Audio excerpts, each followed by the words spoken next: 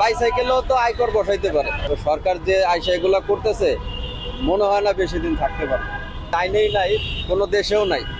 অন্যান্য দেশে বাইকের আয়কর মাইকর কিচ্ছু নাই, টোল ফ্রি, সব ফ্রি। কিন্তু এই দেশে টোল দেওয়া লাগে, আবার আয়কর করতেছে। এটা তো বিলাসিতার জিনিস না যে আয়কর দিব। এটা ছোট একটা জিনিস, বাইসাইকেলেও তো আয়কর বসাইতে পারে। এর আচরণ এটা ভালো দেখতেছি না। আওয়ামী লীগ সরকার যখন ছিল তখন এর থেকে আরো ভালো ছিল, আমি মনে করি সবাই ভালো ছিল। এখন যে সরকার আইছে কেউ ভালো নাই। এখন একটার পর একটা সংকট দেখায় কিংবা একটার পর একটা নিয়ম কানুন বানায়, এটা সবার জন্যই ভোগান্তি। তো সরকার যে আইসা এগুলো করতেছে মনে হয় না বেশি দিন থাকতে পারে।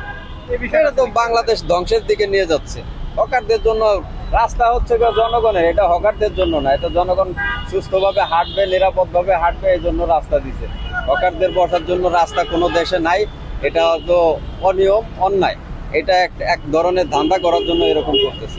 আমার মনে হয় সবই তার এসির ভিতরে বসে চিন্তা ভাবনা করে করতেছে। তো সে জনগণের কিছুই বুঝতেছে না, জনগণের কষ্ট বুঝতেছে না, ভোগান্তি বুঝতেছে না, জনগণ কিভাবে ভালো থাকবে এটাও সে বুঝতেছে না।